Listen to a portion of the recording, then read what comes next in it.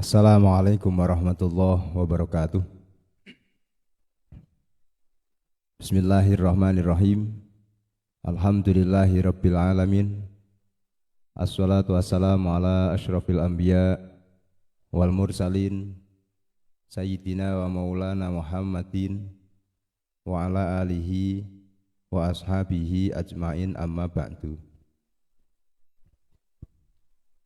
Kepada rekan-rekan atau sahabat-sahabat Ansor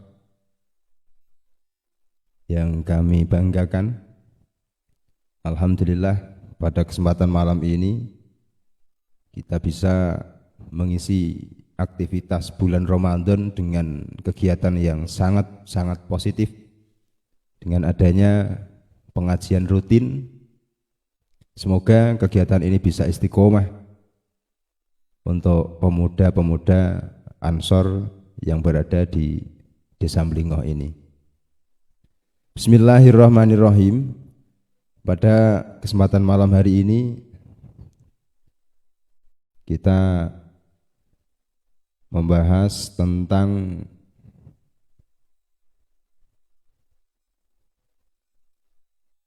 ibadah qalbiyah. Jadi perlu diketahui bahwa ibadah yang kita laksanakan, ibadah badaniyah, itu dibagi menjadi dua: ibadah badaniyah zahiriyah dan ibadah badaniyah qalbiyah. Ibadah badaniyah zahiriyah itu seperti halnya sholat, puasa, zakat, haji. Itu yang zahir, sing bangsa badan, sing ketok. Sing bangsa batin, bangsa qalbi, itu diantaranya seperti iman. Kita yakin bahwa Allah itu wujud. Kita yakin, kita beriman bahwa Nabi Muhammad itu adalah utusan Allah. Kita yakin bahwa di sekeliling kita itu ada malaikat-malaikat yang diperintah oleh Allah, ada yang bertugas sebagai pencatat amal baik dan amal jelek. Makanya wis ana malaikat sing tukang nyatet, dadi awakmu ora usah melu nyateti keelekane kancane, kekurangane tanggane. Wis ana malaikat sing tukang nyatet. Niku ibadah qalbiyah. Kemudian ibadah qalbiyah yang lain seperti ar-ridho bil qada wal qadar, kemudian sabar, tawakal dan lain-lain. Itu adalah bentuk ibadah yang sing bangsa ati. Dan di sini dikatakan bahwa ibadah qalbiyah itu lebih afdol, lebih utama dibanding dengan ibadah badaniyah yang zahiriyah. Bahkan keafdolannya itu melebihi sholat, ya, bahkan keafdolannya melebihi sholat. Di sini hatta minas sholati. Padahal kita tahu bahwa sholat itu adalah wahya afdolul ibadat al-badaniyah al-dhahirah. Sholat itu adalah ibadah badan dhahiriyah sing paling utama.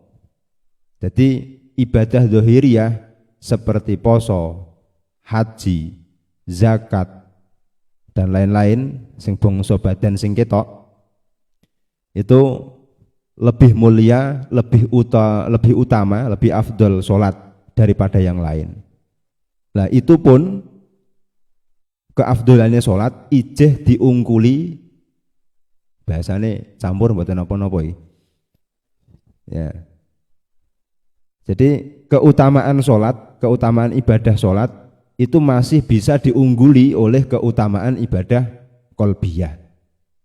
Bahkan sampai ada sebuah makalah, tafakkuru sa'atin afdalu min ibadati sittina sanatan wa afdalul jami'i al-iman. Tafakkur, mikir-mikir, tafakur itu salah satu dari ibadah badaniyah sing bangsa ati atau qalbiyah.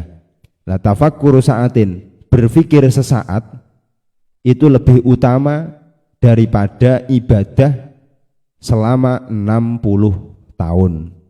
Min ibadati sittina sanatan.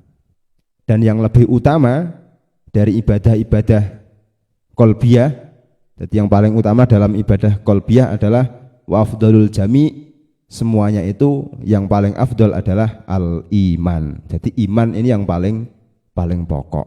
Sebab kita ibadah, kita sholat, zakat, poso, terus melaksanakan hal-hal baik seperti husnudzon, berucap baik, kemudian meninggalkan hasud, dengki dan yang lain, itu nek tidak didasari dengan iman, maka akan sia-sia.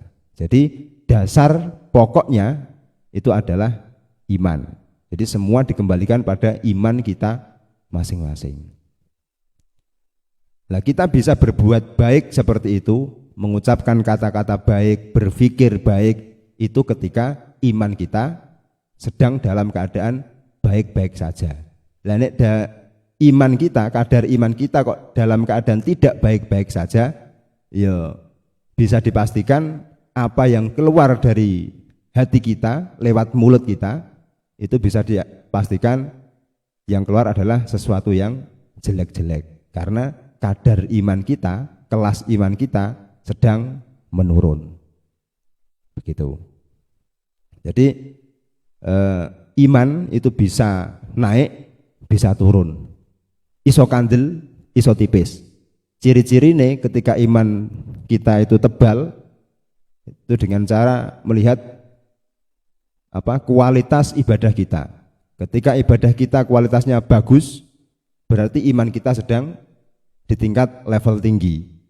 Kalau ibadah kita sedang tidak bagus, rasa-rasa, kadang akeh alasan, alah mbah sing kesel, mbah sing lagi sibuk, kakian penggawean. Nah itu mungkin kelas iman kita, kadar iman kita baru di bawah standar di bawah standar tidak baik-baik saja. Lagi down imane. Lalu tadi tafakkur saatin, berpikir sesaat itu lebih mulia, lebih utama daripada ibadah 60 tahun. Mulane umat Kanjeng Nabi ini termasuk kita yang insya Allah memang didaku sebagai umatnya karena sering membaca sholawat, yanjen kurun kita, hidup kita di zaman sakbare kautuse Kanjeng Nabi. Nah, umat Kanjeng Nabi ini termasuk umat yang diistimewakan, umat yang dispesialkan. Ngibadahnya sediluk, tapi ganjarannya gede. Iso bandingi ngibadahe umatnya nabi-nabi yang terdahulu. Umatnya Nabi Musa ngibadahe sampai ribuan tahun, ratusan tahun. Nabi Isa dan nabi-nabi yang lain itu sampai ratusan tahun ngibadahe. Tapi masih bisa dibandingi oleh ibadah kita, ibadah umat Kanjeng Nabi Muhammad yang hanya berapa saat itu bisa membandingi ibadah beliau-beliau yang sampai ratusan bahkan ribuan tahun. Nah, kalau melihat keterangan ini tadi, tafakkur sa'atin afdalu min ibadati sittina sanatan. Mikir-mikir sediluk wae iku wis padha karo ibadah 60 tahun. Tambah sediluk meneh, tambah 60 tahun meneh. Jadi ganjarane is tambah numpuk.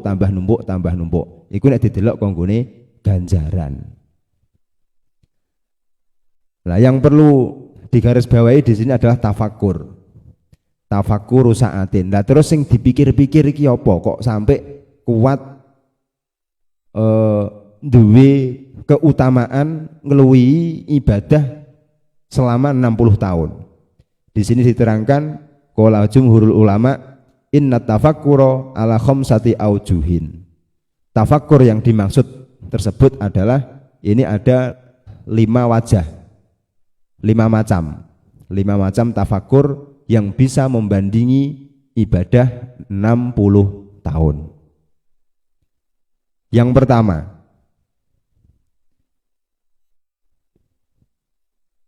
imma fi ayatillahi wa yalzamuhu at-tawajjuh ilaihi wal yaqinu bihi. Yang pertama adalah berpikir tentang ayat-ayat Allah. Nah, ini biasa yang para pemikir-pemikir ayat, ini biasanya ahli tafsir, ahli lughat. Nah, ini selalu berpikir tentang ayat-ayat Allah. Utawa para-para yai ngoten niku. Nek wong-wong kelas awake dhewe, ini kan jarang banget kok mikir sampai tekan apa intisari ayat yang terkandung dari Al-Qur'an. Ayat iki maksudnya apa? Jelasno apa? Sampai asbabun nuzule apa? Nah itu jarang kita lakukan. Tapi nek sing kelino ngaji, insyaallah ayat-ayat Allah iku sering terlintas no pikiran awake dhewe. Contoh ayat-ayat sing terangno nikmat, ayat-ayat sing terangno syukur. Fa in syakartum la azidannakum, kaya ngono-ngono sing biasa-biasa ngoten niku, sing biasa awake krungu lah. Nek awake dhewe gelem syukur, mongko Allah bakal nambahi kenikmatan sing yang diberikan kepada kita.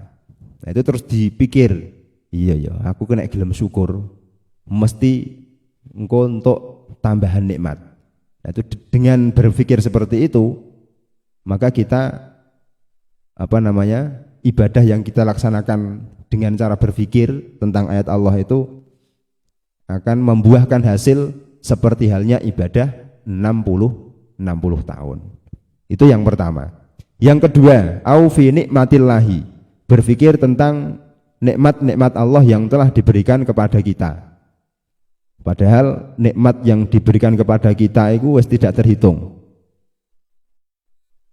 Kalau dari dalam nonggone awak wae, rambut kon dhuwur. Rambut iki saumpamane awake dhewe ora ndek rambut, pelontos, gundul. Gundul, pelontos, umpama kok dipecini ngene iki ya gampang melorot. Numpak motor buanter mesti pecine mencelat. Iku nek ora ndek rambut. Lah rambut iki sebagai kanggo ngencengno peci ya iso. Nggih. Terus ketok ganteng ya sebab rambut iki. Terus umpama wayah panas entak-entak wayah ketiga, ora usah nggo peci, ora usah nggo topi, wis ketutupan rambut. Jadi batok kepala iku ora sampai kesengat panase matahari. Nah, iku nikmat sing lagi nok rambut wae. Terus meneh penglihatan, penciuman, perasa yang ada di lidah ini. Kita bisa melihat dengan panca indera penglihatan ini, nek diukur dengan uang, mungkin umpama kowe kerja bendino, gimbayari lehmu iso ndelok, iso inget-inget, ini mungkin ora cocok. Ya. Tidak sebanding dengan kenikmatan yang telah diberikan Allah kepada kita lagi dalam hal penglihatan tok. Kita bandingkan dengan nun sewu teman-teman kita yang penglihatannya kurang sehat, yang penglihatannya kurang sehat, mungkin katarak, operasi katarak wae jutaan rupiah. Lah iki awake dhewe iso ndelok setiap hari, iso roh abang ijone donya tanpa membayar, mek dikon ngibadah tok. Sebab sejatine awake dhewe niki kan diciptakno nang donya tujuannya kanggo illa liya budun, mek dikon nyembah, dikon ngibadah, nggih, nyembah ngawula maring Gusti Allah. Dadi apa wae sing awake dhewe lakoni diniati ngawula maring Allah. Tapi ya angel, iku mangke masuke ten kene ibadah badaniyah sing qalbiyah. Niku masuk ten kene ridho bil qada wal qadar, utawa tawakal, pasrah datang Gusti Allah. Oh, niku nikmat, au fi nikmatillahi.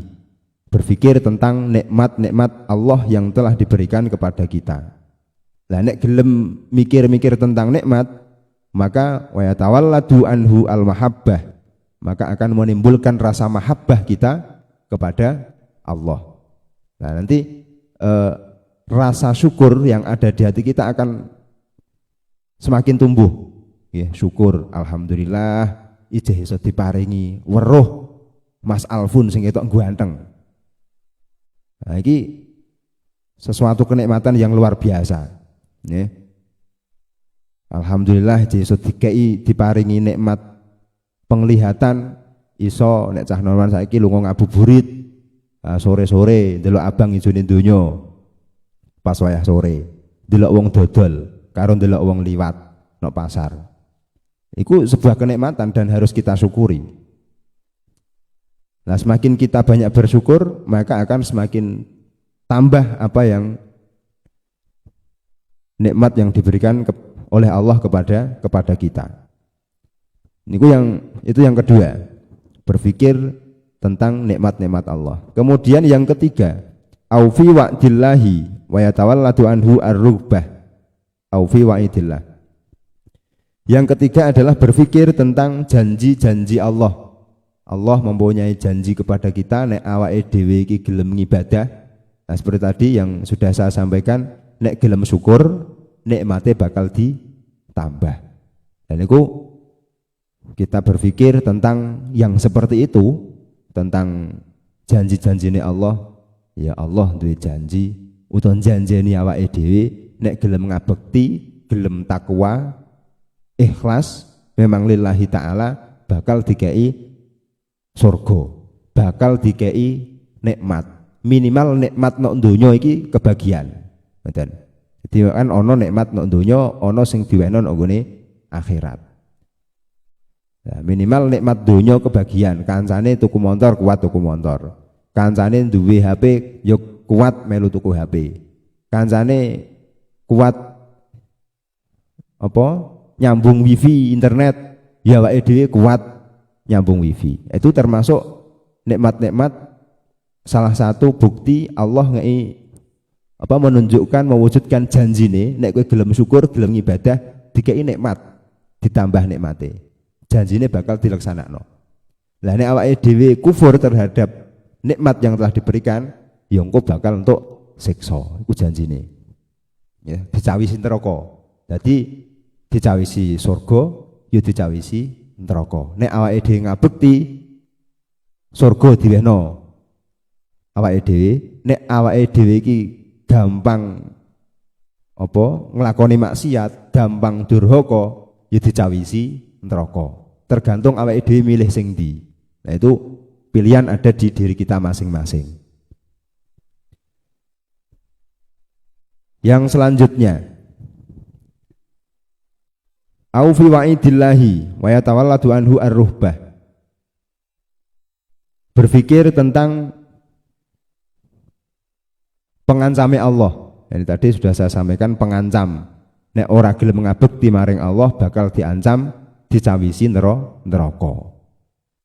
Lah neraka iki perkara sing paling rupek, sing rupeke nek donya iki ora ana sing iso bandingi kerupekan nek nggone neraka. Begitu juga nikmate Allah sing diparing awake dhewe nek nggone swarga mangke nanti. Itu nanti nikmat-nikmat sing wis ana nek nggone donya, sing wis yang sudah kita rasakan nek donya, mbuh nikmat apa wae iku, itu nanti tidak bisa membandingi nikmat yang ada di dalam surga. Dan itu abadan abada, selama-lamanya. Nek donya kan ada batas.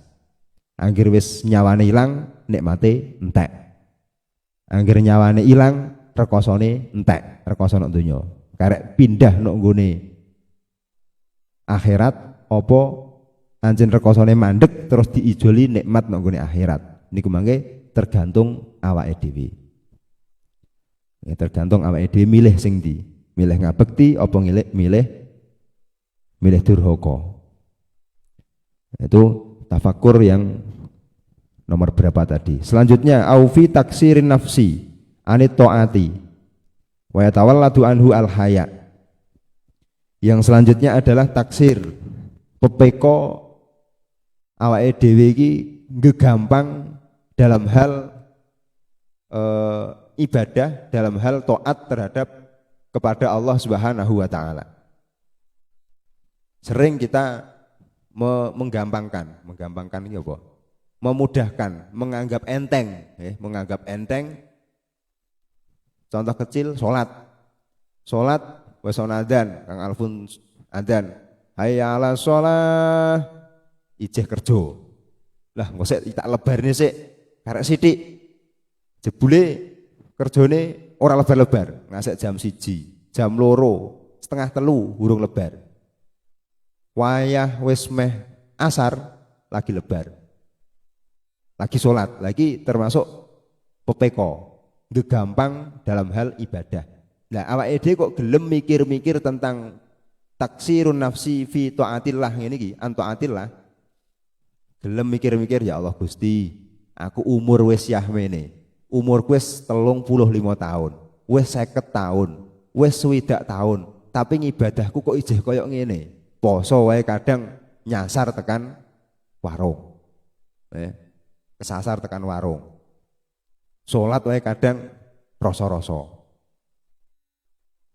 Terus haji ya urung kuat. Terus yang tak andalno iki lho apa? Ya, salat ya rasa-rasa. Zakat ya wong sing setahun pisan dipilihno iki beras iki sing wis rada buduken. Wis rada elik. Padahal konggone imam mushola, imam masjid wis diwanti-wanti, monggo-monggo mangke njang dalu ana kegiatan zakat fitrah. Tulung dipilihno beras sing apik, ngono wae jadi dipilihno sing ora patek apik, bahkan malah sing pol welek kadang ngono, dicampur. Ya sing dhuwur diketokno sing apik-apik, jebule sing isor sing ora pati apik. Lah niku nek kula panjenengan sami gelem mikir tentang taksirun nafsi, pepekone awake dhewe niki gegampang dalam hal taat maring Allah, iku le tafakkur niku saged bandingi ibadah sittina sanatan, padha karo ngibadah swidak tahun. Nah, wa tawalladu anhu al-haya.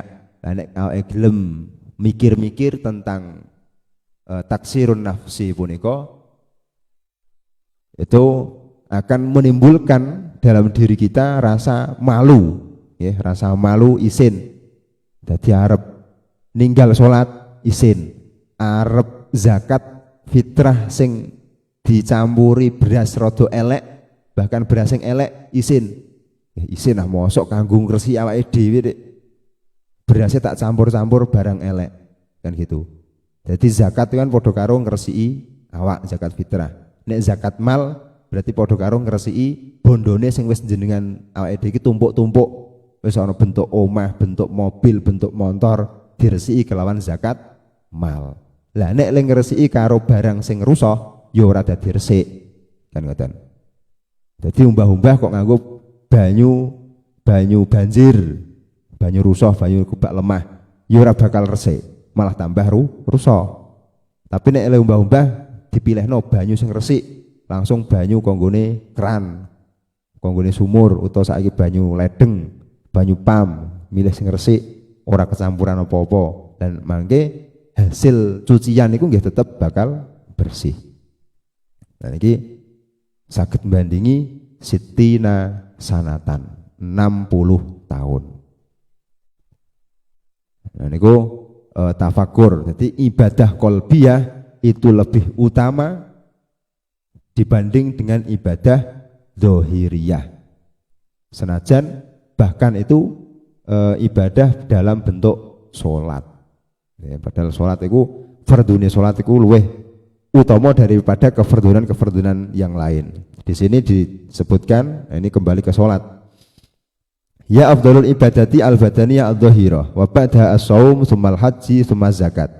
Jadi runtutan keutamaan dalam hal ibadah zahiriyah itu ada sholat, kemudian setelah sholat ada puasa as-shaum, yang selanjutnya haji, dan yang terakhir zakat.